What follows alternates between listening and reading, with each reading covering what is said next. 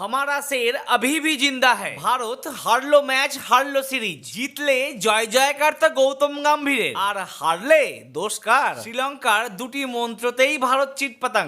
এক, spin to win, আর দুই, batting এ প্রত্যেকের কন্ট্রিবিউশন। নমস্কার, আমি প্রীতিশ, আপনাদের স্বাগত জানাই ক্রিকেট স্ট্র্যাটেজিতে। একটা সময় ছিল সচিন আউট হলেই সবাই টিভি বন্ধ করে দিত, কারণ ম্যাচ হারছে ভারত। আর আজ যেন সেই একই রকম মনে হচ্ছে রোহিত শর্মা আউট হয়ে যাওয়ার পর। আচ্ছা, কি হচ্ছে বলুন তো? রোহিত শর্মা যখন ব্যাট করছে তখন হয়ে যাচ্ছে ব্যাটিং পিচ, আর বাকি 10টি প্লেয়ার যখন ওই পিচেই ব্যাট করছে তখন সেটি হয়ে যাচ্ছে বোলিং পিচ। দেখুন একবার কি অবস্থা, 13 ওভার 2 বলে 97 রান, ভারতের 0 উইকেট। আর সেই ভারতই 42 ওভার 2 বলে অল উইকেট হয়ে গেল মাত্র 208 রানে। চলুন এবার পুরো ম্যাচটি সম্পর্কে আপনাদের জানাই। তার আগে যদি ভিডিওটি ভালো লাগে তো লাইক করুন, চ্যানেলটি সাবস্ক্রাইব করে দিন। শ্রীলঙ্কার বিরুদ্ধে ওডিআই সিরিজে দ্বিতীয় ম্যাচে 32 রানে হেরে গেল ভারতীয় দল। ওডিআই সিরিজের প্রথম ম্যাচ টাই হয়েছিল। রবিবার দ্বিতীয় ম্যাচ জিতে সিরিজে এগিয়ে গেল শ্রীলঙ্কা। ভারতীয় দলের পক্ষে আর এই সিরিজ জয় পাওয়ার সম্ভাবনা নেই। তৃতীয় ম্যাচ জিতে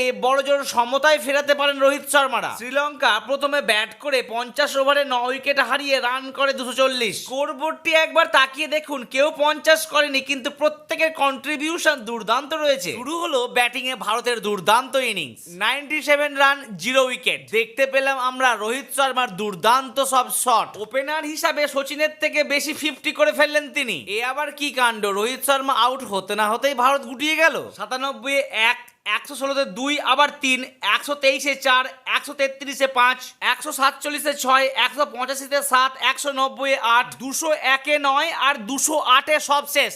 সবই হচ্ছে জেফরির কামাল। 10 ওভারে 33 রান দিয়ে তিনি 6 উইকেট নিয়েছেন। হ্যাঁ, একই কাণ্ড, ভারতের মতো ওয়ার্ল্ড ক্লাস প্লেয়ারেরা স্পিন খেলতে পারছে না। গৌতম গম্ভীর কুস্ত করো। আর হাইরে মিডিল অর্ডারের অবস্থা, কেউ 14, কেউ 0, কেউ 7, কেউ আবার 0, কেউ 15, কেউ 7। যাই হোক, তৃতীয় ওডিআইটি কি আদৌ ভারত জিততে পারবে, নাকি সিরিজটি হেরে বাড়ি চলে যাবে? কি হবে বন্ধুরা, আমাকে জানান ঝটপট।